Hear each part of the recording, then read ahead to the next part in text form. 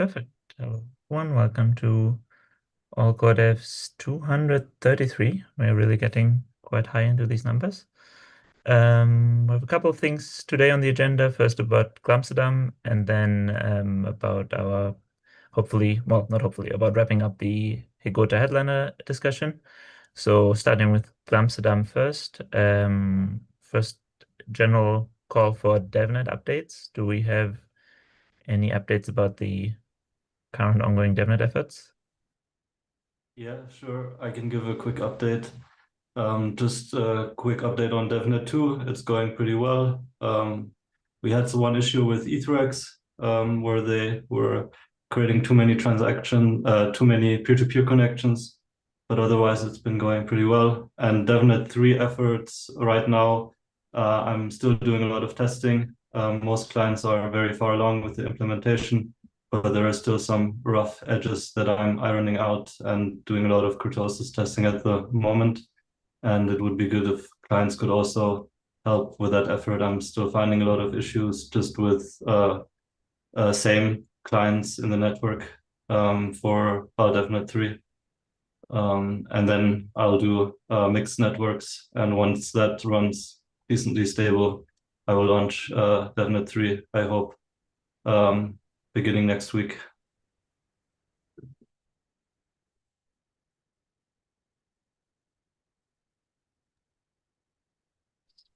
I can also give an update on EPBS DevNet. It's not looking good. So withdrawals have broken the DevNet, and we have decided to basically give it a few days and launch with DevNet 1 with the new PTC changes that we have agreed on ACDE. Initially, I think Prism will be the first one that will be ready, and then I'm planning to launch the network with only Prism. And as the clients are finishing their implementation, then I can start onboarding them.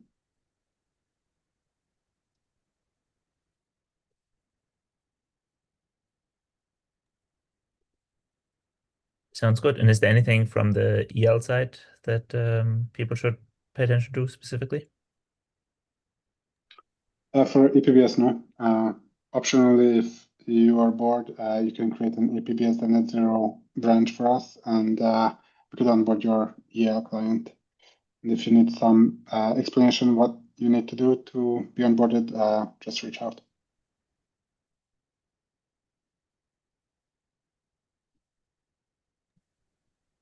Sounds good.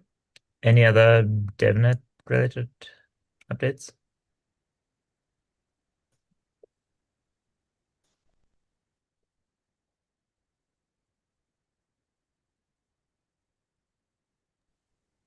Chris, looks like you're unmuted. I'm not sure if that's on purpose or just accidental.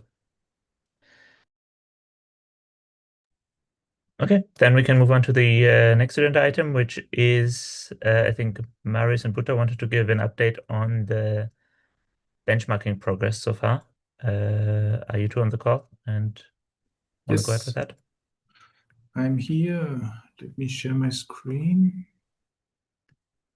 I hope you guys can see my screen now.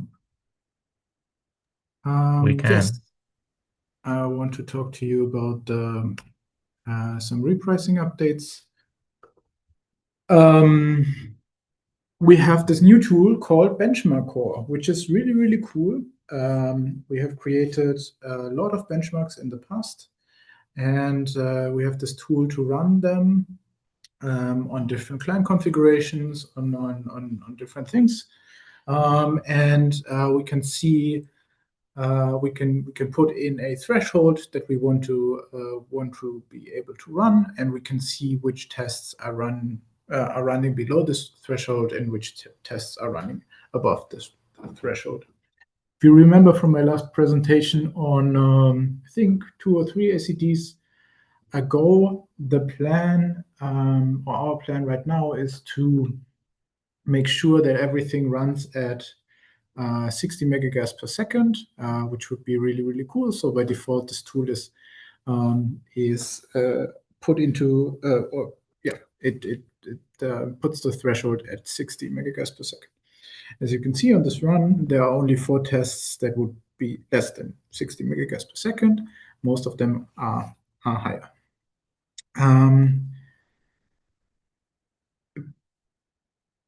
The benchmark core is available to people who ask. So if you want to get access to it, you can, if you are on an EL client team and want to get access to it, want to see your numbers, you can either ask me or Raphael to add you to it. We have several benchmarking suites. We have the compute tests for 7904. Those are around 5,000 tests. And we have the stateful tests. There are around 3,000 tests, and they cover all of the opcodes that interact with tests. Right now, we are reworking these tests on top of block access lists. We have some runs with block access lists already, and we have also, there's a mode in benchmark core where you can do the diff between two runs to see if they improved or not improved. And what we can see is roughly 3x improvement through bells on most compute tests on a 4-core CPU. So this is roughly in line with what we've expected the gains from bells to be. Now to the EAPs.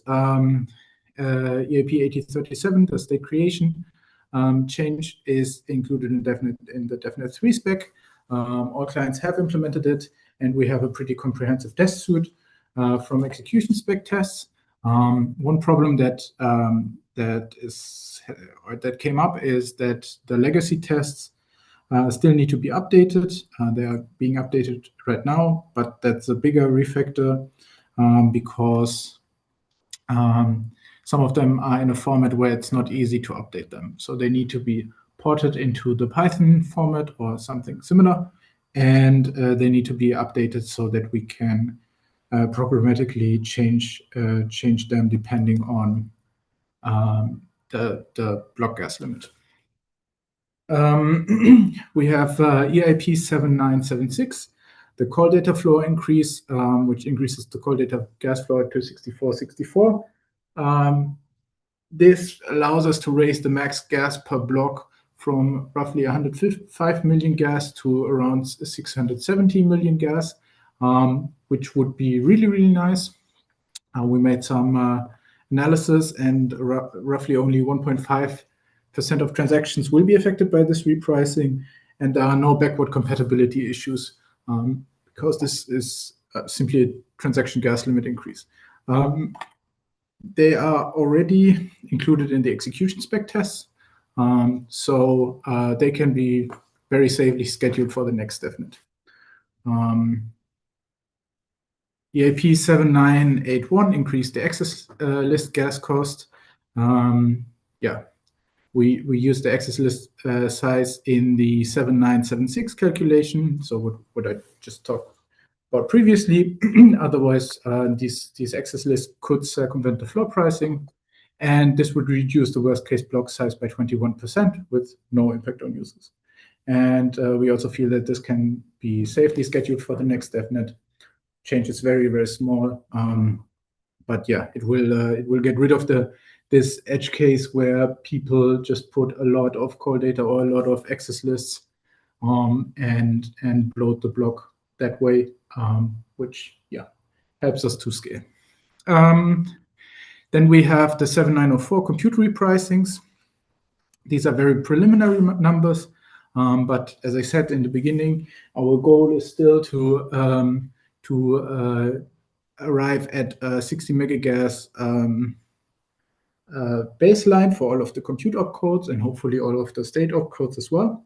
And these are roughly the opcodes that we are looking at regarding the repricings. Some of them can be might be able, like we might be able to just optimize it in certain implementations, like for example the catch-up opcode is in the second worst implementation, it's at 70 megagas, so it would pass, but in the BISO implementation, it's at 40. But there are certain things that are, as you can see here, the point evaluation precompile is basically at the same level in all clients. So there's not much we can do to other than repricing. So yeah, we are in contact with clients in order to see if they can improve these opcodes. Yes, EIP 8038, the state access repricing. Unfortunately, we have less data on state access than we have on compute repricings, because compute repricings are very easy to do. State access repricings are a bit harder, but those are roughly the operations that we would reprice. And yeah, so the call, balance, self-destruct, X opcodes. And why we want to reprice them, basically right now you can, I think it's at 100 million gas, you can load something like 8 gigabytes of data from disk or something with some of these opcodes. And that's a big problem for us, for increasing the gas limit, but it's also a big problem for ZK EVMs. So yeah, we would like to reprice them. Yes, and then the gas repricing outreach. Butter has been working on that, so I would like to invite him to give his slides. Yes, can you hear me? Yes. All right. So over the last 2 months, I've been reaching out to various stakeholders. I will post some links in the chat. So the second one is the gasrepricing.com website, where you can find various informations. This is also the website that was sent to our stakeholders. And if you're curious what the questions were during the survey, you can also go through the survey, which is linked at the top on the website. But as of now, 21 people have been surveyed, out of which were 16 different teams, DeFi teams, wallets, layer 2s, and so on. And yeah, if you go to the next slide, Marius, I will keep it short. What the outcome was, we have posted a summary, an anonymized summary on Twitter of the outcome if you're curious about the details. But yeah, quick summary is that most of the entities were concerned about the complexity, not about the increase itself. And a few entities asked for toolings to be ready so they can test it out. Something also maybe relevant for the DevOps team, the tool where people are able to simulate transactions was quite helpful to see whether that destroys something. Besides that, so 21 entities were surveyed, but we also reached out to toolings and other entities that were not directly impacted, so they can prepare accordingly. And so far, no major red flags. So yeah, that's a quick summary from my side. Thank you, Butter. And yeah, I didn't really finish the slide, so there's a bullet point too much. But for security reviews, we have created a framework to trace all transactions in order to understand how these repricings would impact the transactions that are currently on the network. Around 6.8 million transactions will be affected by 7904. We are still working on the analysis on this. Most of them are very likely arbitrage bots and things like ephemeral contracts that can be changed very, very easily in order to use the new pricing. There were very few contracts, none that we have seen where we saw like an immutable contract that breaks because of the repricings that cannot be updated yet. So yeah, we are still working on that. once the numbers are final, we will rerun this tracing analysis, and we will invite external security reviews from companies in order to get a better overview of the impact of these changes, and we will also provide some grants for that. Yes, and I want to quickly show you guys Benchmark Core because it's just a very cool tool. You have to sign in with your GitHub. So if you're a core dev, you want to have access to it, again, you can either ask me or Raphael, and you can, like, we have different suits, and you can see some of them are on top of mainnet, some of them are on top of bloatnet, and you can see how many tests are in each suit. And these are the compute suits. These are the stateful suits. And if you look here and you can look into one of the test suits, you can see there are some tests that are red, some tests that are yellow. And you can see these tests are for opcodes that should be, for the Geth implementation, should be repriced. And you can see which of those this is. For example, the point evaluation precompile, so KZG. And what you can also do is, if you click on one of the tests, you can see, okay, this test ran at 40 megagas per second. All of the time was spent in execution. You can see the cache performance. We only had like very few storage reads, like 8 storage reads or 10 storage reads in total, but all of them were misses. And you can see the breakdown of the storage operations.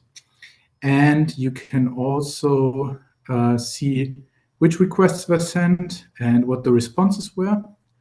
And what's also interesting is up here you have a log of the client where you can see the whole version, the whole run, and you can see the configuration of this run. So we used 8 cores at 3.6 gigahertz, 60 gigabytes of memory, but we limited the resources to 4 CPUs and 32 gigabytes of memory. So this is in line with this EIP we have about the node configuration and yeah, all of the stuff that you want to modify maybe for your commands. Yes, all of this has been built by Raphael and the Panda Ops, so shout out to them. Yep, I think that's it.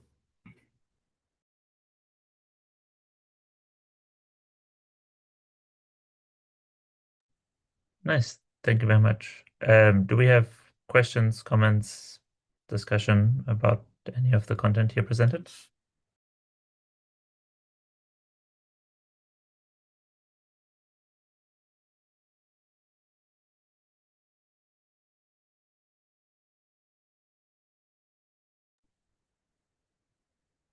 Otherwise, yeah, you can also take to the chat. Thank you very much.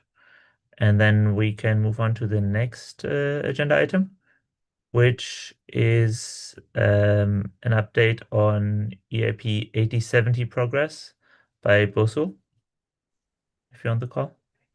Hi, I'm Boso from GAP, and I'd like to quickly talk about EIP 8070 sparse pool. So I posted a related link to the issue. I will set.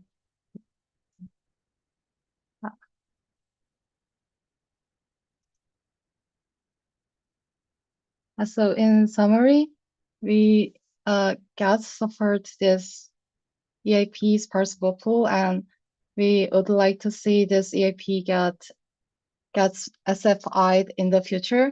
And by that, we mean that we'd like this to go through the similar process as other EIPs, like 870, like getting into the DevNet.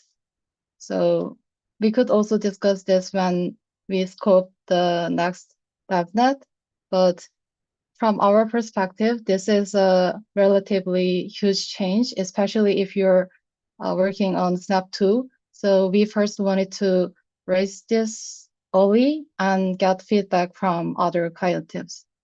So we implemented an initial prototype and also documented the complexity we've seen from guest side and some security considerations we've identified while prototyping this.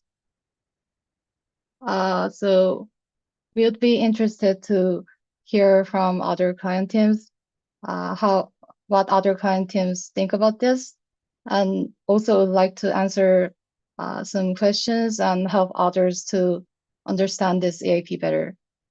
So feel free to share thoughts or questions here or on the document, or we can also set up a call to discuss each other's implementations and shape how to implement this.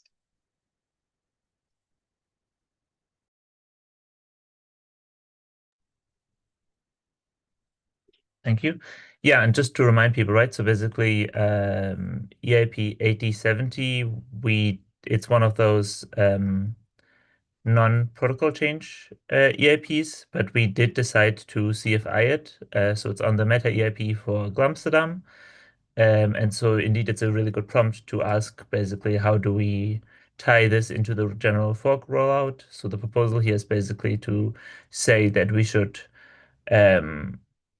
treat it in a similar way to the normal ERPs and also start introducing it to DevNets and basically have it on track towards SFI. I'm not sure if this is something that people want to discuss now, if there's comments on this. Otherwise, yes, as Bosso was saying, this question can also be tackled once it's relevant on the DevNet planning side.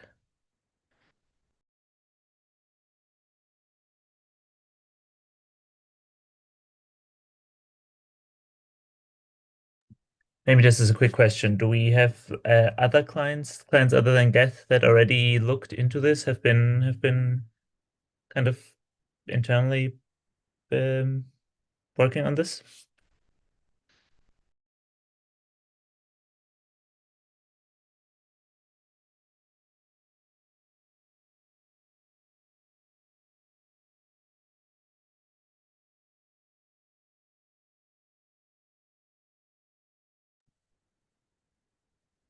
Yeah, if that's not the case, then I do think this is probably a good prompt for you all to maybe at next convenience have a look, and so that yeah, at the next DevNet scoping opportunity, we can discuss this, I think. Perfect. Then thank you very much, Bosso. And then I think that concludes the Glamsterdam topics. Is there anything else, any other Glamsterdam related topic people want to discuss before we move on to H-Star Headliner?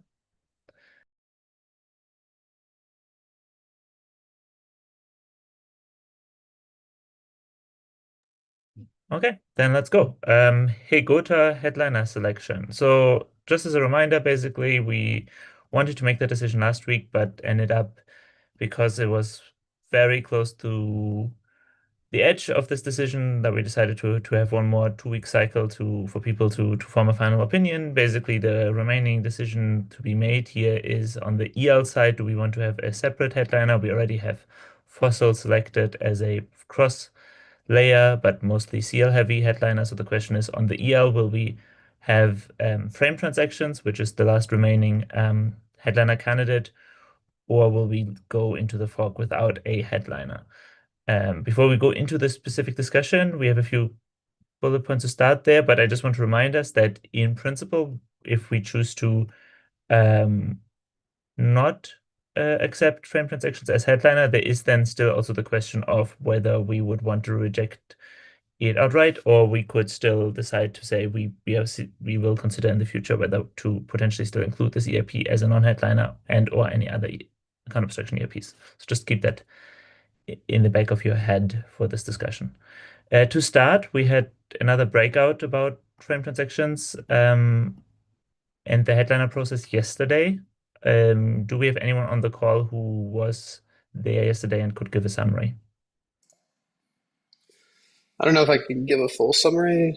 There's a lot of like little topics that were discussed. I'm sure we can bring some of those up so whoever wants to mention, but I can quickly kind of update what's happened in the past 2 weeks. I've sort of said this on all core devs testing earlier this week, so I'll be pretty short, but we spent time and formalized our thinking around the frame transaction mempool. That seemed like a pretty contentious point in the last call, and we wrote a document which I just pasted in chat that outlines 3 different strategies for dealing with the frame transaction mempool.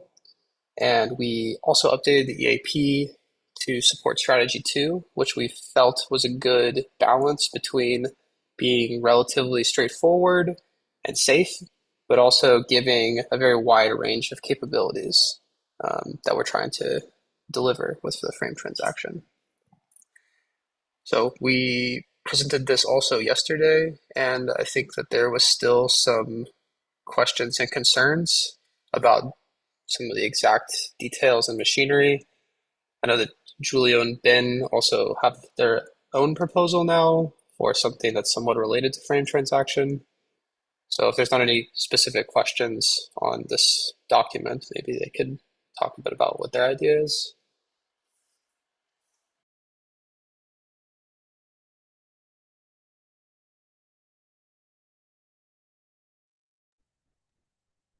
Maybe just as a quick update from my side, we have also, after a bunch of back and forth internally, added native batching into the proposal. So it works very naturally with the frames. And basically, just to give a comment on what this means. So the proposal now includes a facility that allows users to mark adjacent frames as reverting together. And using this facility, it is possible to, for example, send a transaction that first creates an ERC20 approval and then uses this approval in the next frame.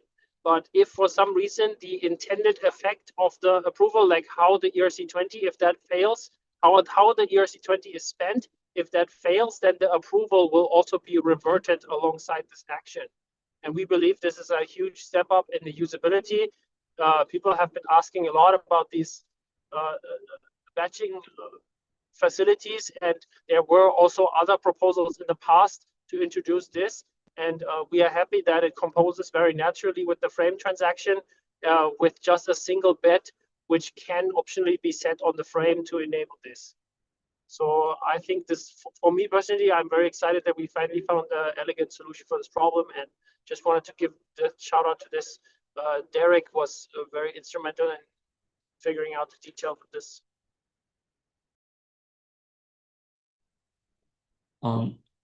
Thanks. I think maybe another update I want to give about the breakout from my perspective was that I think we are also now working towards addressing another primary concern that has been expressed by the high performance L2s such as Space, as well as like some other high performance EVM chains, which is that the cost of validating transactions with frames is now obviously going from constant, right? Like going from just a signature check to running EVM code, right? So we are actually trying to essentially have like first class support for precompilers in the frames spec, so that essentially a account will be able to delegate its validation to precompilers, which have bonded validation cost. The exact mechanism is still to be worked out, and we are in fact working closely with the people who have expressed the concerns, such as Chris from Base, as well as like Daniel from Monads, to figure out the mechanism. But actually, if you look at like the support for EOAs in frames, right, like through the default codes, the pre-compilers has already been supported in the default code. So at least for EOAs, we already have this great support for using pre-compilers directly for validation, which gives it both guaranteed security as well as bonded validation cost, right? But as far as using precompilers for validation for smart contract accounts, that specific mechanism still being worked out, but it is the direction that we are heading towards, because we want to make sure that frames will work well not just for L1s, but also for other high performance EVM chains.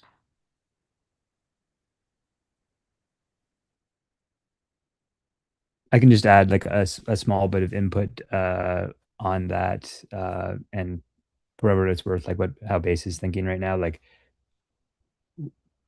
where 8141 is right now, like I would say, we're not supportive. We are working. It seems like it's progressing in a good direction that we would be more supportive of, but in its current form, we still have issues with it. And yeah, just for like, more transparency, given, our performance goals, like competition, timelines, etc. As it is right now, we do plan on shipping an alternative earlier. This doesn't like exclude us from, supporting 8141 in the future, but just wanted to kind of put this out there for, transparency and how we're thinking right now.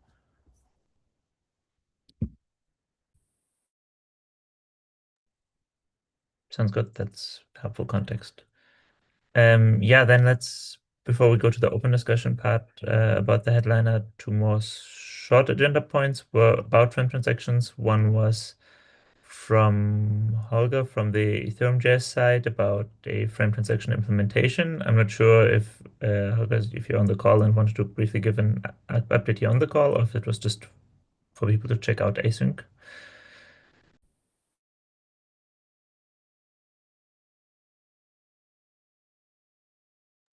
Otherwise, I'll just put the link in chat and okay. And people can check that out.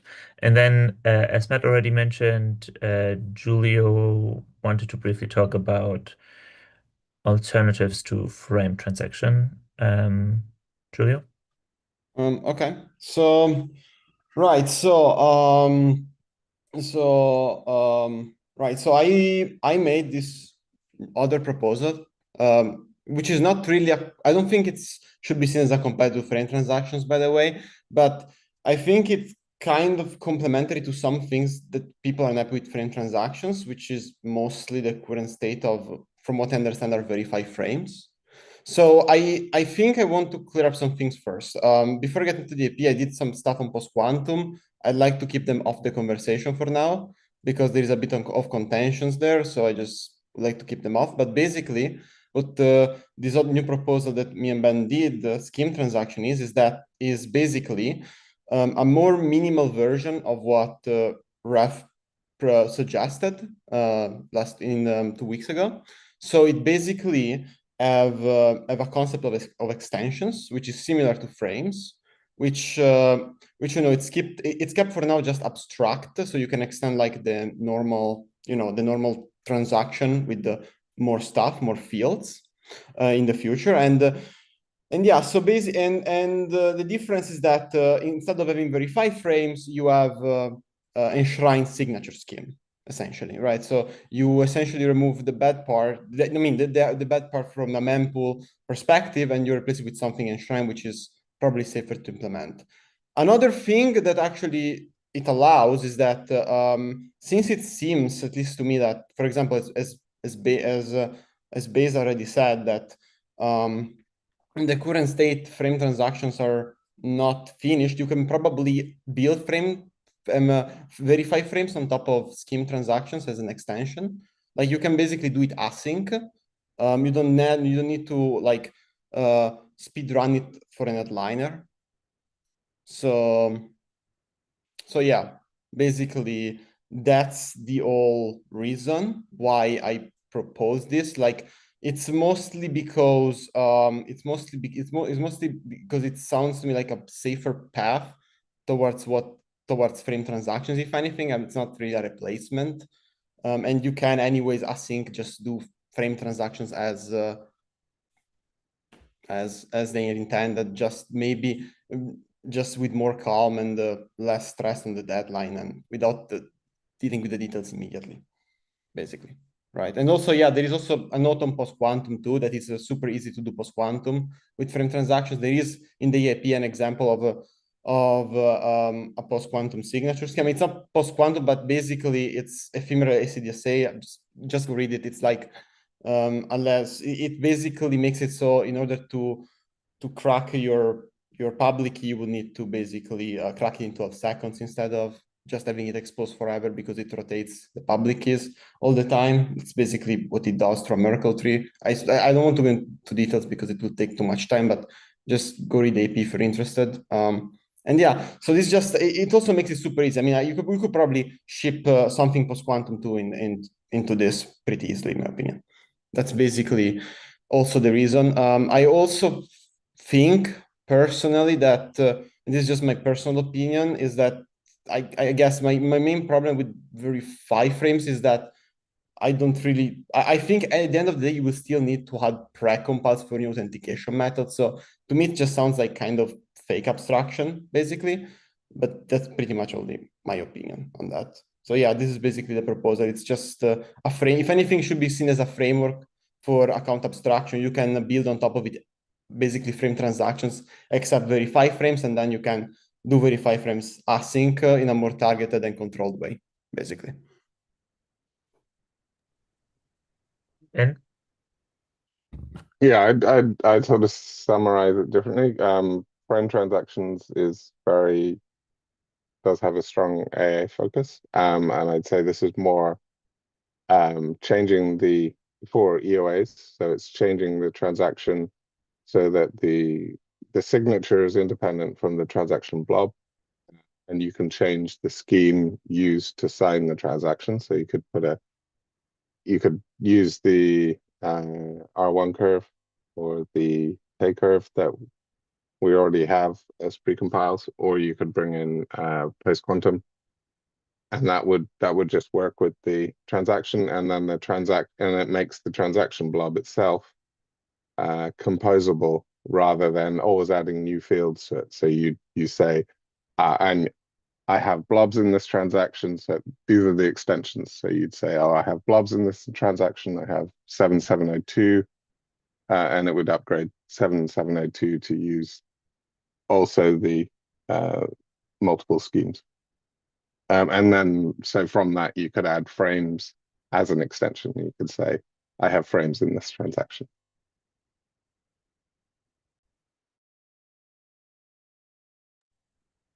Julia?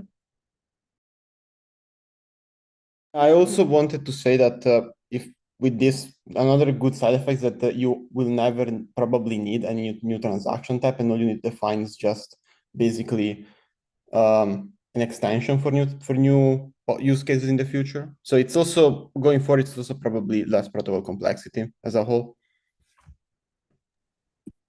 And Daniel? So if the goal is to separate the signature body from the transaction, there's 2 other EIPs with lower numbers that were submitted first. One of them, CADEX, separates it in RLP, and then there's another one that Sir Spudgeonson has been working on longer with the PureF team that moves it over to SSZ encoding. And if we're going to be moving the transaction out, we need to do it in a way such that stripping out the signature and replacing it with a ZK format or a reference is going to be incredibly easy regardless of the content of the body. SSZ does this with partial proofs very elegantly and keeps all the hashes. And the CADEX proposal that I have separates out into separate RLP forks. And the signature form of the transactions are literally in the transactions. So there's no transaction rewriting. So if the goal is just to separate it, there's, I think, more durable and forward-looking solutions. But I don't think we're going to just guide on scheme today. Really, we should be talking about frame transaction and whether it should be the headliner or not. Yeah, so maybe let me briefly jump in there, because yeah, I agree with what you said there about the decision for today. And just to clarify, so the way I see the decision tree here is that there's no real option here to even talk about nominating any other variant of a transaction generalization or account abstraction scheme as a headliner. That this just process-wise, not just process-wise, but also just maturity of these proposals-wise, just not the stage that they're in, and that's not an option. So I think basically the options that we have today are either we are selecting frame transactions as the headline, and of course that could still mean, I think usually headline champions have quite a bit of leeway to change the nature of the proposal, especially early on into the process. So for example, there could still be significant modifications as part of external feedback into this proposal, but either way, it would still be in principle frame transactions selected as the headliner. If we go down and choose no headliner, which would be the only other option available for today, then in that scenario, we could then later on, as part of the normal EIP process, or in the next coming weeks and months, basically figure out, are we going to select any such proposal to be a non-headliner for HSTAR? That could be frame transactions, that could be any other variant or option, but then that discussion would not be for decision today. The decision today is exclusively about the headliner status. I hope that clarifies that. And Tony, you had your hand up for a while.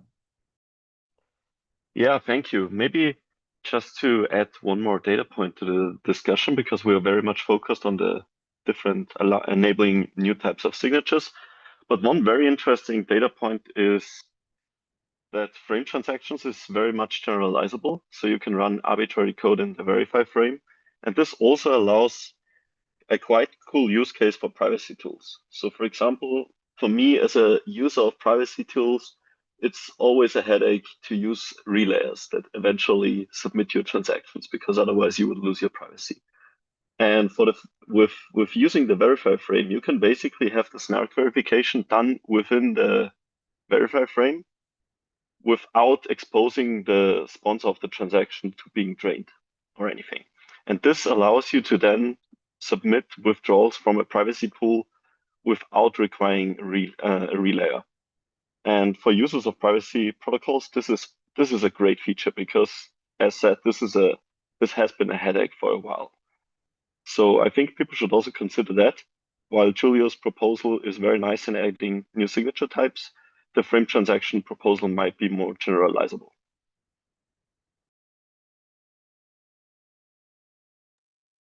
Felix?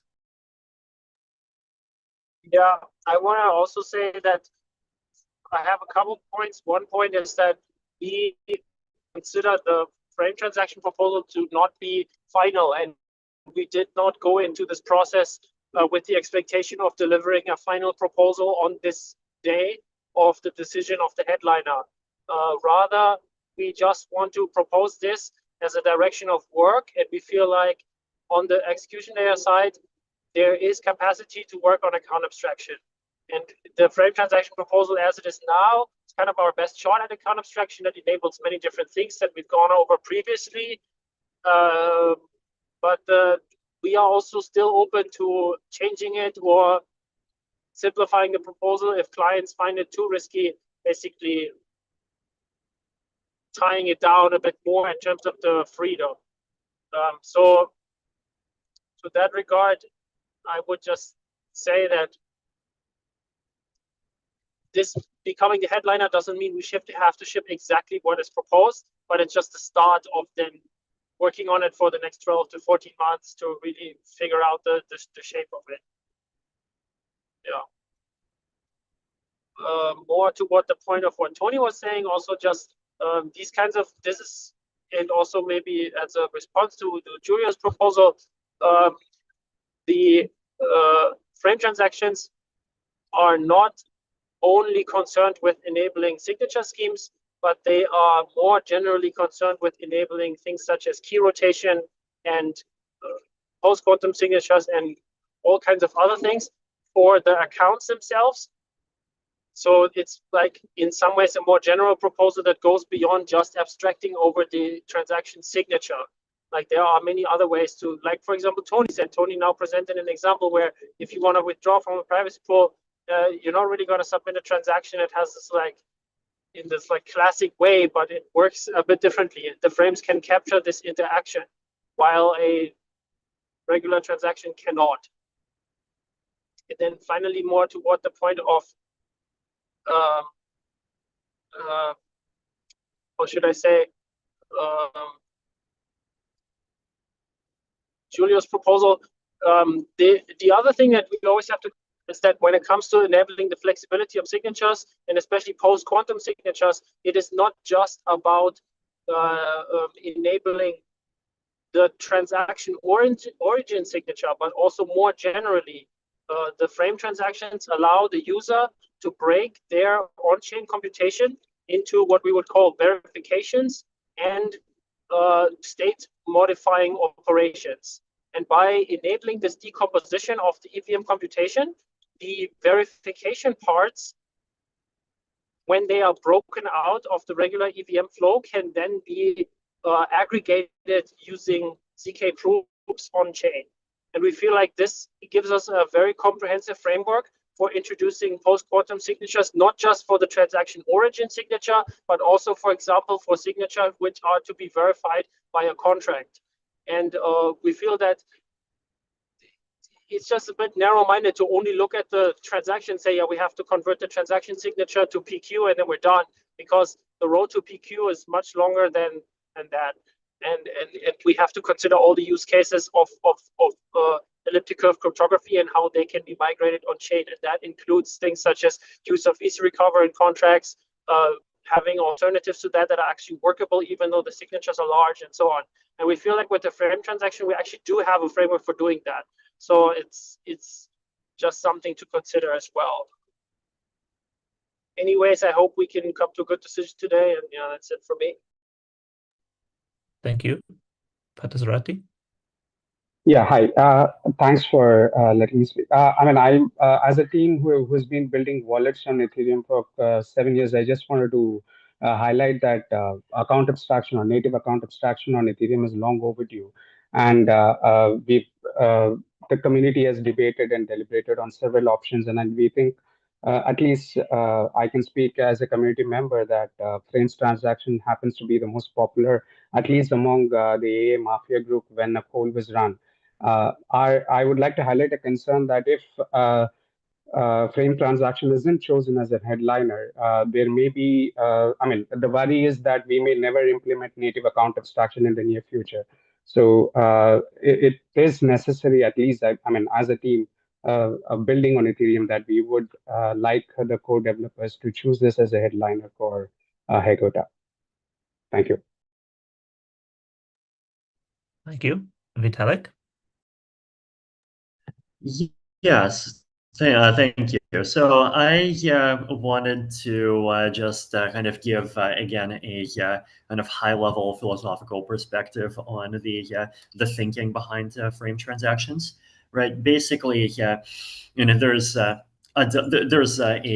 doc that I published on the AA Mafia months ago, and then I would definitely appreciate if someone digs it up. That kind of goes step by step and shows how it's the most natural thing that satisfies basically all of the use cases that we've figured out in essentially the last 12 years of account abstraction research. But in general, right, the idea, the problem is that any substantially simpler proposal is inevitably going to leave a lot of things out, right? So, like, for example, any proposal that it will, like, it will inevitably leave out multisig. It will inevitably, by default, leave out key changes. It will leave out multisig. It will, by default, leave out like post assertions, like what Frederick mentioned in the chat. It will leave out sponsored transactions, and it will leave out private account abstraction. And so basically, inevitably, any proposal that is sort of much simpler than what frame transactions already is one that is not going to be able to cover those use cases, right? And so essentially, like this is the reason why frames is what it is, right? And so if you make an incompatible proposal that does not that doesn't kind of very naturally extend into frames, which would probably basically just look like frames on what the frames are, then essentially we're 3 years from now and polluting the protocol that we need, right?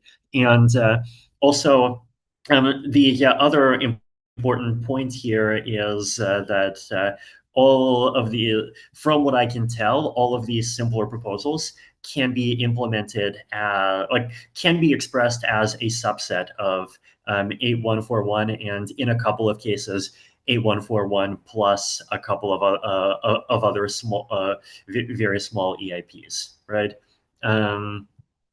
And so the core philosophy here is basically that, like, actually, yes, we can make the mempool very restrictive.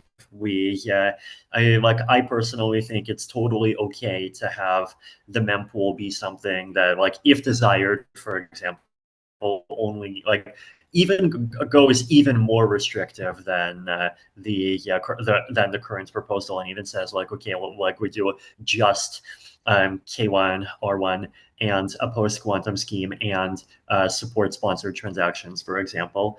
And then, but then the key thing that we get is basically that other people that all core devs never has to care about or hear from ever again have their own corner to work on an alternative mempool, and, like, basically, start with 7562 or potentially start with even newer ideas that come, and work on being able to support all of these more complex use cases.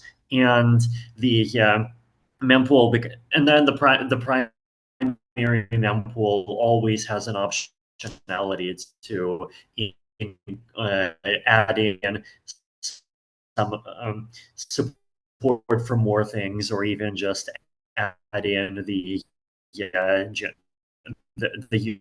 universal mempool in its entirety at any point in the future without a hard fork, right? And so, like, the core idea basically is that the in protocol aspect of this, or the in protocol part of this, is a part that's quite small in terms of spec lines of code, right? The bulk of the great bulk of the complex and so what we can do is we can say, and a much more restrictive word, basically there's a free market, and all of this continued development of better rule sets can happen on the outside. Things like working on supporting privacy protocols and enabling privacy protocols to be intermediary free, which is, like, a personal passion for mine, because, like, the intermediaries of actually existing privacy protocols are just a thing that always breaks for me. So basically you support both, right? And you can support all of these simpler use cases in a way that is very, very simple, very low on gas, and where there's a way to do frames that even makes it EVM free, and that's all part of the proposal. And then at the same time, all of these other things happen. So that's kind of the high level view for, like, why this design has been built the way it is, and why I think it can like, satisfy both kind of very conservative near-term use cases at a high level of efficiency, and at the same time immediately open up space for adding features. So just, Vitalik, just to double check that I understand, basically, would it be fair to summarize your point as saying that basically you would argue we should still do frame transactions, but you'd be very open to being very, very pragmatic about the short-term mempool side implementation, so that the actual implementation complexity is low and people can still get what they basically would want with all these other paths out of it in the short term? Yes. Sounds good. Yeah, I think that's in general a reasonable argument. Julio? Yeah, I just wanted to say that you can extend scheme to be like frames with an extension, but especially with verify frames in the future. It's just that it just allows you not to maybe you cannot do everything in one go, basically. But yeah, that's pretty much it. I mean, it's not really only the signature scheme. You can abstract it as well with just simply an extension. So you can get there still with schemed. It's not like it locks you away from frame transactions. Actually, you can basically implement it on top of it, just in a more controlled way, at least regarding verification frames. Right. I guess I would just say, like, I just don't really see in what sense, like frames are kind of uncontrolled, right? Because like you can have transactions that just are one verify frame followed by an execute frame, and it's basically equivalent to a scheme that is verification specific, right? And so, in the arguments I would make it just only allowing transactions of that type. And like functionality wise, it's kind of equivalent. Like you can you can see the one-to-one correspondence from one thing to another thing, and like effectively you get schemes. Yeah, so maybe one way of presenting this question, or like the decision we have to make today, is that you can think of, like, we want to make transactions more general, and you can basically think of it as the element of it that's the generalizing the execution flow and execution logic, and then it's about generalizing the verification flow. And so we could do something that's inspired by some of what Julius is saying, by just basically trying to make the execution flow more general now. But keeping the verification flow as is. But the point is that with native code abstraction and with post-quantum, we will eventually have to tackle the verification flow anyway. So the question is basically, the decision for frame transaction as headliner today would mean that we will tackle also generalizing the verification flow, at least from the in-protocol side, already in HStar. And then we can restrict it down from the mempool, keeping it simple there. The alternative would be to basically say, no, we don't do it this hard fork, we wait for another hard fork.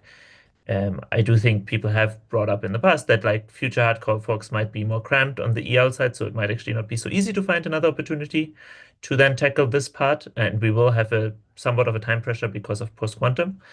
But yeah, so I think kind of like that is. So indeed, I don't think, Julie, I don't think basically like saying, doing something that's more like your proposal, I don't think it would prevent us from in the future going into the direction of frames. But I don't think it would yet give us the core that we will have to at some point do, if that makes sense. Derek, you have your hand up? Oh yeah, I think I just wanted to I guess emphasize like a specific point. I think like most of the debates that's I guess between frames and like some alternative, and most other alternative proposals, essentially just comes down to whether people believe that verification should be done through EVM code or should be essentially enshrined into the protocol, for example, through precompilers, right? So for example, if you look at scheme transactions, if you look at like the earlier EIPs, like the composable transactions or the I think it's like A164, like the passkey transactions. They all believe that it's, I guess, like dangerous, or like it will complicate the mempool to do the verification with EVM code, right? Which is why they opt to do the validation through precompilers. So, but I just want to point out that like actually we don't have to choose, right? So frame transactions, as I mentioned in the beginning of the call, is the only proposal that gives you the options, right? So you have the full option to fall back to EVM code validation if you choose to, but it also has first-class supports for using precompilers to handle the validation if you prefer to let the protocol handle the security, right? So I just want to say that like just from the perspective of like giving people more options, right? I sort of think of frames as a superset of the other proposals. So to be right, yeah. So I think like that's why I think frames aligns better with the broader Ethereum philosophy of like just being allowing permissionless innovation, giving people the options. And so I think like frames is really like really the only proposal that satisfies the needs of both camps when it comes to how validation should be handled. Sounds good. Before we, Amit, before we continue discussion, I just want to briefly take a moment. Like we are now 1 hour already into the call. We need to make the decision today. Maybe now would be a good time to just briefly check in with clients to hear where their thinking is at. Are they still basically undecided? Are they decided? Is it even an option still that we might select frame transactions as the headliner today? I briefly want to make the rounds with clients, and then we can we can go back to open discussion, if that's okay with you, Ahmed. So then I briefly call on the clients. Like Geth, could you briefly give an update on your position? Yeah, so we want the frame transaction. Yeah, I guess this is not so surprising. Nethermind? I think we have bigger doubts that we wouldn't definitely don't want to call it a headliner at the moment. Ben, I guess you wanted to add something from the Nethermind side?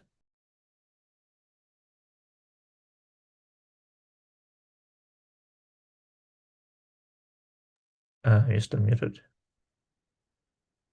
Oh, sorry. I'd just like to add that we'd happy to work on it separately, do a kurtosis, and firm it up more. Sounds good. So you're open to it, but prefer to not have it be headliner. Aragon?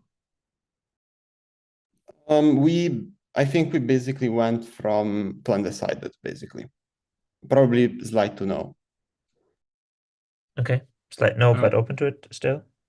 Yeah, I guess we are divided. So some of us are actually in favor of frame transactions, but I think Julio's proposal is also a good stepping stone. Sounds good. Besu? Yeah, we still also favor no headliner for Hegota. The team has concerns about complexity, basically, of frame transaction. We think it's too complex for what it delivers in the end.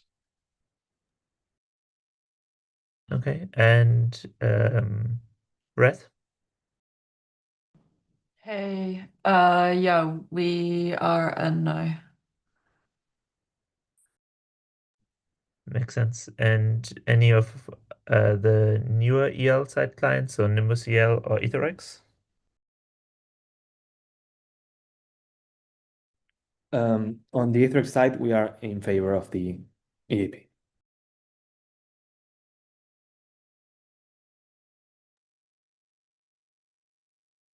Okay. Yeah, so it does sound like we're still leaning towards no. I mean, we can go back into open discussion for a little bit. My impression is that actually maybe a not so unlikely outcome would be to reject it today as headliner, but still work towards selection as non-headliner. It seems like a lot of clients are at the edge of being convinced. They just need more time. So it might actually be not so unrealistic outcome to just ship it in the end as a non-headliner. But yeah, for today's discussion, I think we should, for now, just deal with the question of do we want to select it as a headliner or no? Right now, we don't have enough client support to select it, so we can have another round of comments and then see if we're ready to make a decision. Ahmed, you have your hand up. Yeah, no, thanks for that. It's great to hear everyone's opinion on this. So I think a lot of the arguments that was presented sort of for frame transactions already been sort of discussed, and don't want to repeat those. But I just want to say generally, like, I think as an ecosystem, we kind of have to, push hard and through, even though if some things look a bit complex. I mean, we've been doing account abstraction for a long time. We've now been working a lot on orchestration. We're kind of seeing firsthand from the ecosystem like what they want. They want things, from the EOAs. They want things, directly where the users come from. And so I think if we were to delay this, it would set Ethereum back quite a lot. And I don't think all of us are in this. We're not. I don't think we're incentivized for this to sort of see this happen. So I think we're all wanting Ethereum to win. And for that to happen, we really need the UX to be way better. We need native AA, because otherwise the current solutions that exist are just, I don't think they're perfect. Not many projects want to use AA, in the way they are right now. Yeah, I just think, as an ecosystem, we have to push hard and push through, to be honest. Because there's so many awesome things that we could do on the UX level from frame transactions. We already have a couple of ideas. We're already experimenting on them as well. And there's so many use cases on the privacy side. And also, yeah, I think there's going to be a lot of innovation that will come from this. So yeah, I think just something for the client teams to sort of reconsider, I think. And Nico? Yep. I think it would be also good to hear some opinions from other L2s. I see some people from OP Labs, from Arbitrum. Mark from Optimism has been very supportive publicly of frames. Would be interested to hear Arbitrum's opinion too. Most of the, as Ahmed just said, most of the AA builders want to see things moving in the direction of native AA. We've been looking at it for a while, so yeah, it would be super interesting to take everyone's input in this process. And so, if I can give the mic to some of the L2s that didn't speak yet, I think Lumi was here, and probably other people from OP Labs. Would be good to have your opinions too. Yep. So if any of the L2s want to raise their hands, feel free to join the queue. I won't fast track you. I think it makes sense though. Just go one by one. So next up is Julia.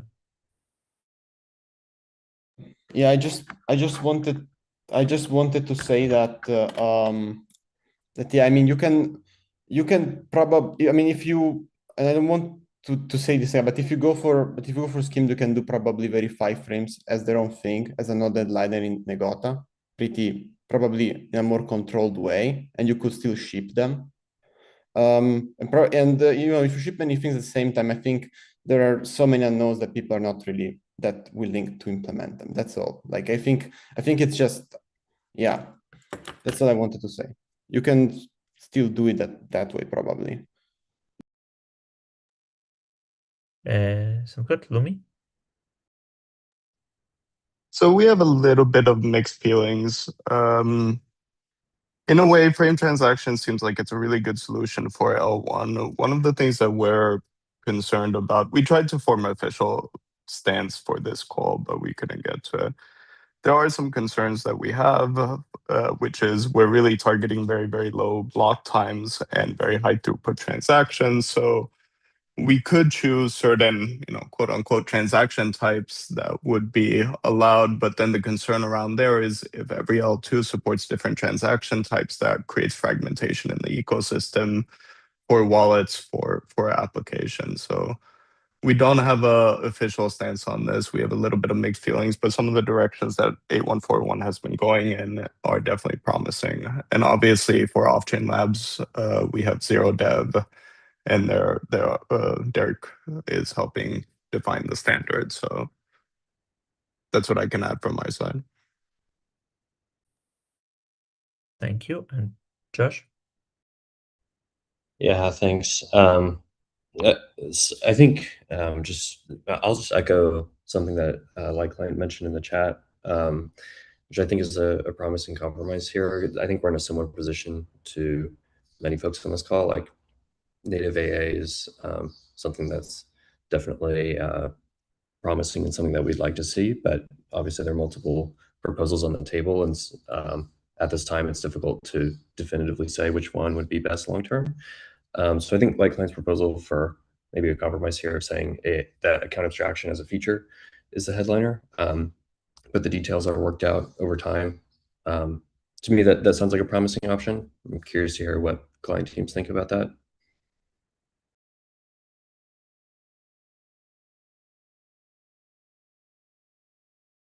So just process, I mean, look, I'm just a coordinator. Of course, ultimately, I'm willing to facilitate any decision whatsoever. My understanding of process would be that basically, I think there might have been an option to select something that's more like a theme as headliner, not a specific proposal, but that would have still had to go through the flow, have been proposed in time, all these kind of things. That did not happen. I think it would be reasonable to say, for example, select frame transactions with the specific expression of from the proposal champions from Matt and Felix to be flexible and possibly swap out the specifics of the proposal for a different version if the majority of people were to do that. So I think that part I think would be fine, but I think completely switching over to a different headliner that has not been in the pipeline, I personally think is just too late into the process, given that it's literally the call that now that we want to make that decision. Of course, if everyone strongly wants to go with that direction, I'm happy to be overruled here. But it doesn't feel like it's in the scope of what we should be able to do process-wise. Ben? I don't think a theme would help because we're trying to put something firm into the plan, and we're saying, oh, we'll put something vague in. It's not really yeah. And one of the issues with frame transaction is it isn't firm. So we've like rejected encrypted mempools for not being fully designed equally. But so what I would prefer is if we CFI'd it as a regular EIP, then explored it through implementation, firmed up the design that way, rather than as a headliner. Because the headliner is more, this is what we are shipping in the fork. We halt the fork until it ships. And I don't think it's there for that at the moment.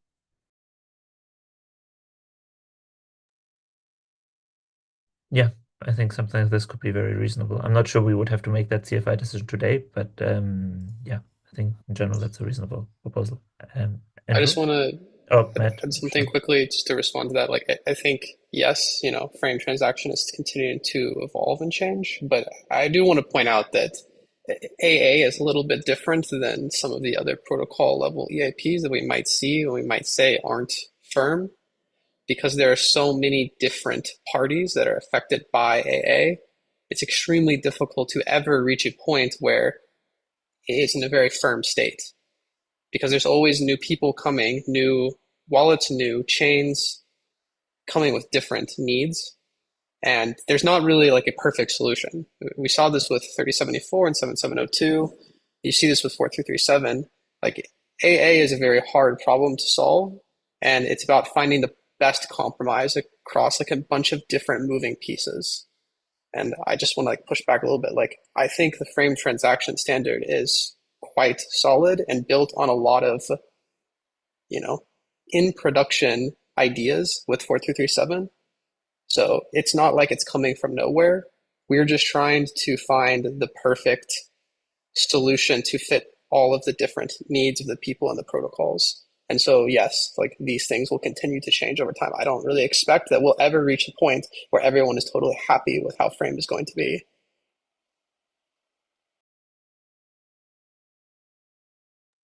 Okay, and Andrew? Yeah, I think we should be more ambitious. And if you look at the straw map, if we keep postponing doing hard things because they're hard, then we will never reach even a half of the straw map. So I think we should be more ambitious and do the hard things, not because they're easy, but because they're hard. But they are also they'll bring Ethereum forward. So I personally am in favor of frame transactions, and I think if I'm also happy to have account abstraction as a general theme for Hegota.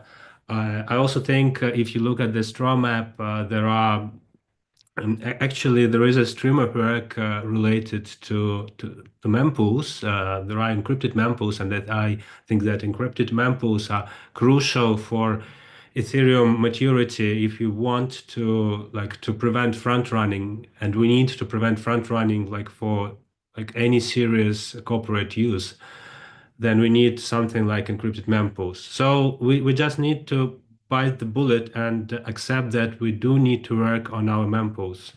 And it will be yeah, it's a big chunk of work, but I think it has to be done. And Nixon? Just on process, I'm unopinionated whether this is going to be a headliner or a non-headliner. But I just want to say that we shouldn't lose the forest for the trees here. We don't need to be a slave to process. The process that was proposed last year as the headliner process was more to be descriptive and helpful and clarify to outsiders what this process was. I think that if we have a quorum on ACDE, which is the point of ACDE, we can decide to do something like put a general idea in place of a specific proposal if that specific proposal is willing to cede to the general idea and make compromises with other proposals to get the best possible proposal. Yeah, I don't think that's entirely unreasonable, although I do think if you want to basically make exceptional decisions like that, then I think at least it needs to be a unanimous decision amongst client. I don't think we can make this have the same threshold for decision as a normal process decision. So if all the clients indeed were to agree with that approach, I think that's a reasonable thing to do. Pedro? I think sometimes we're trying to decide whether the AA is a headliner or whether it's a 8141. I think the biggest challenge with all AA solutions in the past has been that we cannot find an ideal solution. Therefore, we never have one. And this kind of just puts more and more pressure into the AA teams to have to do everything themselves. Like frame transactions is not perfect, but there will never be a perfect AA solution. The fact that there is even one AA solution as ambitious as this, included as a headliner, was perhaps the most hopeful news I've ever had in the 8 years of history that I participated in Ethereum. And I would be very disappointed to see this downgraded into something that is not a firm decision, because we can continue to improve. You've seen the improvements that happened just the last 2 weeks for the EIP with EOA support, mempool policies, atomic batching. Like we're really seeing a monumental change for AA, and we can challenge whether that is a good EIP, but not having this as a headliner, I think it's a problem. And Lumi, and then afterwards, I think because we'll only have 10 minutes left, yeah, we'll bring it in and have a discussion about the concrete decision. So Lumi. I would just echo what you said in the comments of what we can do is reject it as a headliner frame transactions, but we should commit to all core devs prioritizing AA work. Like AA is probably arguably the single most important user-facing upgrade that we should do. We are going to start seeing fragmentation between L2s regardless of which native AA approach we go to, because every L2 team is prioritizing native AA and user experience. So we really should work on it now. And I'm personally worried that if we don't work on it now, it's going to slip after ZK EVM and a bunch of really big projects. Like this needs to be a priority. Like we hear this every day from users, from enterprises, maybe more than all core devs. Like this is the single most important user experience choice. Yeah, thank you. And just as a quick personal comment, I was part of the group that brought EIP 2938, which is actually relatively similar to frame transactions, to Orco devs back in 2020. And back then it was the decision was, oh, sorry, London is already getting quite full and we are too close to the merge, so there's just no time. And ever since, I think account abstraction has always been just barely beyond the horizon of important enough to prioritize it. I personally would enjoy and appreciate seeing all devs prioritizing this topic for HStar in some form or another, either with a specific headliner or with a general headliner, or just without a headliner, but with a commitment that we will prioritize the topic in the general EAP section. I feel like the time has come, and we do see a lot of user interest and demand here. Ben, if you want to have a quick comment, then otherwise afterwards I'll start talking about concrete decisions. I'm okay with prioritizing it, but I'm just saying if we say AI is a headliner, the implication is that we do not ship H star until a solution is implemented. That would be the theme of what a headliner means. Yes, I think that is a good window. Barnabas, you're saying? We do need a user experience win, though. And I think we should be holding off H star for this. Right. So yeah, I mean, Ben, I think the comment is valid. So I don't think we should make this decision lightly, but I do think, as Barnabas is saying, it might just be worth saying, yes, this is a commitment. We will take the time that's necessary, and we will have this as a priority, knowing that this is a cost we're paying here. It's not free, but it's worth it, basically. So then I think the two decisions basically that I think then we make in sequence here is one, we can still talk about, do we want to just accept frame transactions as is, as a headliner, with of course option to still adjust the proposal down the road. If we decide to reject it, then I think the follow-on question is, do we want to officially prioritize just account abstraction as a general theme as the EL headliner for the fork? Yeah, so let's start with the question of, do we want to, did clients, hearing all of this over the last few minutes, did clients change their minds? Is there enough of a momentum for frame transactions specifically? I guess question to mostly to Nethermind and Besu. I would assume as clients maybe closest to changing their minds. No, from Besu we still prefer no headliner. I mean we can have frame transaction maybe later, but I would not like to commit to like a blank check saying AA as a headliner, because I don't even know what this means and how, when we would ship. So I mean we can do this as EIPs, but I would not do it as a headliner. Okay, well that already kind of answered the second question as well, but like let's first finish the discussion on frame transactions. Nethermind, I assume did you change your mind on frame transactions? So I don't know what the rest of the team thinks, right? So we haven't time any to discuss. My personal opinion is not changed. I would like to experiment with it and proceed with it, but I wouldn't put it as a headliner. Okay, then I think in terms of decision for today, it seems that frame transactions specifically just does not have enough support among clients to be selected as a headliner. So then I propose it is rejected without changing the status of the ERP itself. I think the ERP should still be considered PFI'd. Normally we DFI headliner ERPs if it's clear that they have no room outside of the headliner status, but in this case I think it makes no sense. So I think the decision would just be to decline the headline status for the specific ERP. Is there any last protest against that decision?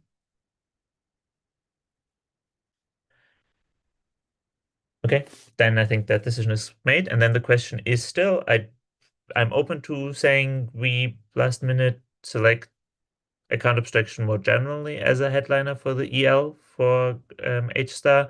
It now already sounded like Besu was very skeptical about the idea. I do want to briefly open this up, maybe have a discussion just among client teams, because we only have a few minutes. Do we have other client team opinions on this approach, selecting account abstraction as a headliner?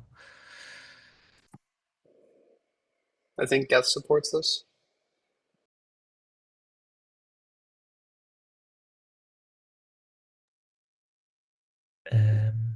Nethermind, do we have an opinion?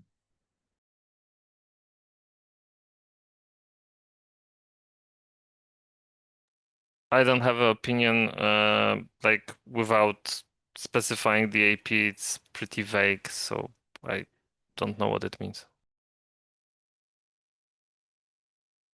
I think that maybe choosing or not choosing headliner affects only one thing, is kind of motivation to commit and implement this. But if we find that it is not a good approach, and other strategies are better, like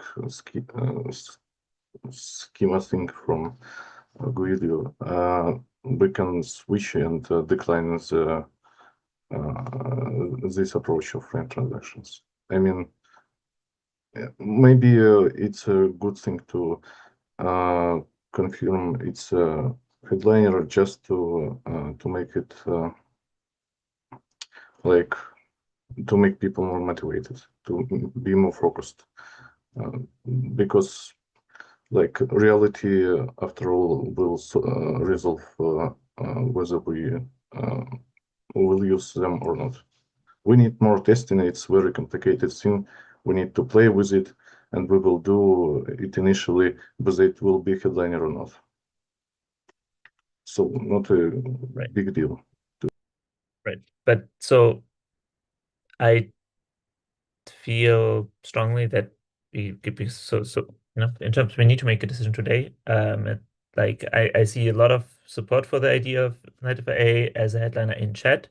However, so far the process is that headliners and these types of decisions are ultimately client decisions, and that community input, while I personally find it very valuable, I know that many core devs do find it very valuable, but it is has the role of informing client decisions, given that we are considering just deviating from process here by selecting something that was not in discussion until today. I would really only do this if there was very strong client support. We have several clients opposed to or skeptical to native A as a headliner theme. So I just don't think process-wise we have a basis to select native A more generally as a headliner theme. So I do think we should probably, as all devs more generally, say that clearly we signal the intention to prioritize native A as a theme, but that is separate from headliner status. So it's not a headliner commitment, but we just selected, we just commit to prioritizing that exploration and trying to fast track an EAP, but it does not come with a headliner commitment level. Does anyone want to it's like object? Felix?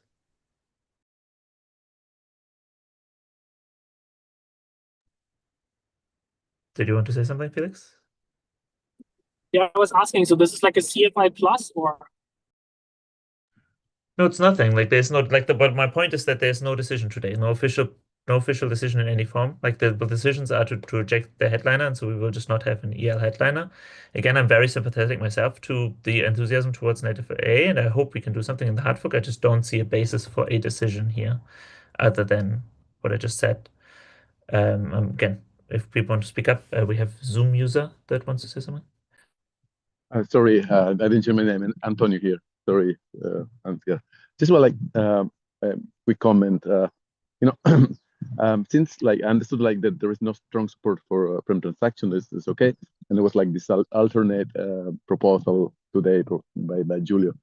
I was wondering, there is still the chance to have 2 more weeks to like having people chew over these two alternatives. I don't know how late we are in the process, but given there is like this big uncertainty and the topic is so important, I don't think that 2 more weeks will change too much. So about the headliner, if we can have 2 more weeks to have more people like discuss, because I think like ACAN abstraction is native ACAN abstraction is really an important topic for the future of the protocol. So it might justify, in my opinion, 2 more weeks to take a final decision about headliner or not, and not closing the discussion today. Just my 2 cents. So given that we already made an exceptional decision to move the deadline by 2 weeks, and that was not enough to actually come to a different decision, I think at some point it is also not respectful towards the clients' teams that do want to oppose this to keep just not acknowledging their decision here. So I don't think delaying again 2 weeks is a reasonable option, unfortunately. Barnabas? In previous Core devs, the PandaOps team has never really spoken up pro or con a specific EIP, whether we want it in or not. Our voices usually try to be as neutral as possible, and I'm not really speaking on behalf of all the pandas, but from my personal point of view, if we are also considered to be part of the all core devs, and whether we have a decision or not, I would actually be for frame transactions as a headliner, and maybe my opinion will actually balance it out and push it through to be an actual headliner. I'm not sure how the other pandas feel. I can ask their opinion as well, and because I know that you're looking for a majority of clients. I know that we don't consider it to be a client, but still I feel like we are part of the all core devs process as a whole. Yeah, thank you for this. So, I mean, look, I do acknowledge that there clearly is a lot of disagreements around this topic. So I think the best path forward here, and we also on at time. So I think my proposal is as follows. We kind of already just now said we made the decision to reject frame transactions as a headline. And of course, all codevs can always, in exceptional circumstances, revisit prior decisions. They're never final until they ship to chain. So if in 2 weeks, for some reason, we want to revisit the decision and undo it and change it, that is fine. Same thing with selecting more general theme. I think the decision today is to not select a more general theme either. And given that we decided today was the deadline day for this decision, that would normally mean this is done. And 2 weeks from now, there's not going to be an opportunity anymore to select a headliner. If asynchronously between now and 2 weeks from now, people come to a stronger shared understanding that this situation is exceptional enough to require an amendment to normal processes and we should go in a different direction, I'm totally fine with that, and I think we should listen to that. Yes, but I don't think today, synchronously on this call, we have a basis for any other decision. Does that seem reasonable? Again, I think it's totally fine if we want to decide to make exceptional process amendments, but I don't think we can do this live on the call now.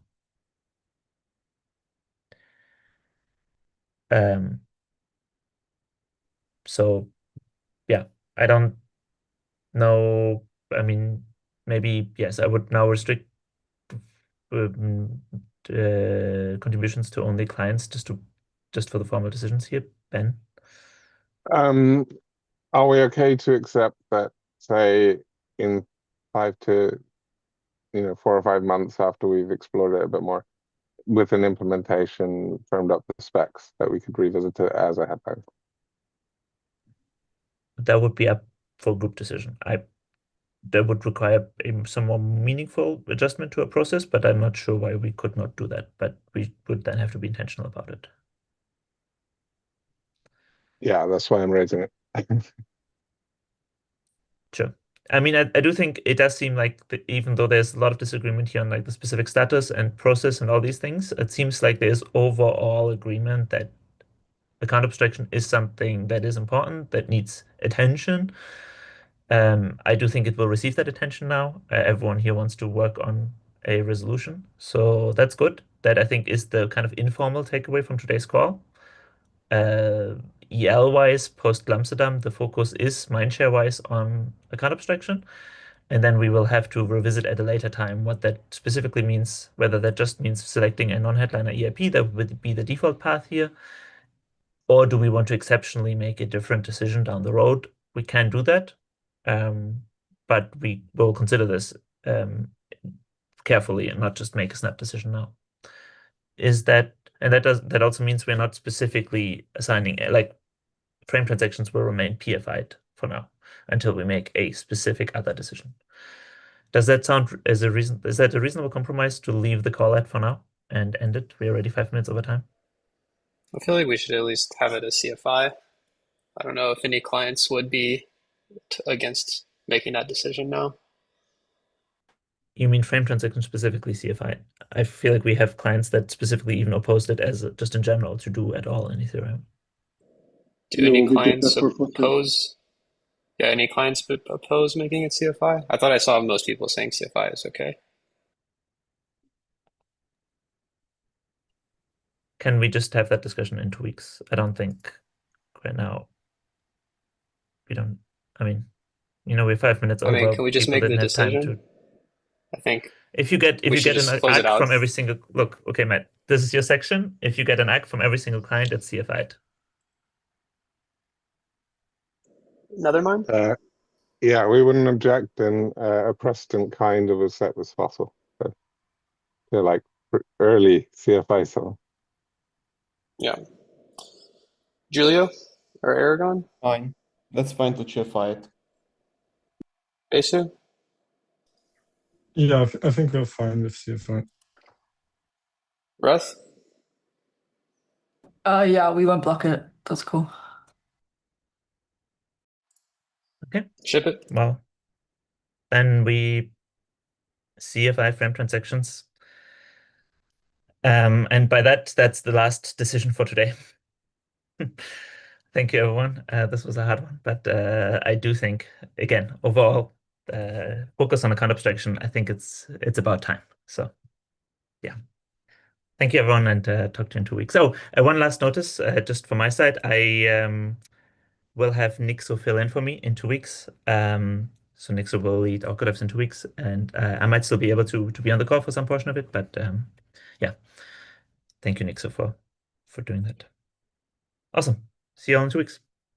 Bye. Bye. Thank you. Goodbye.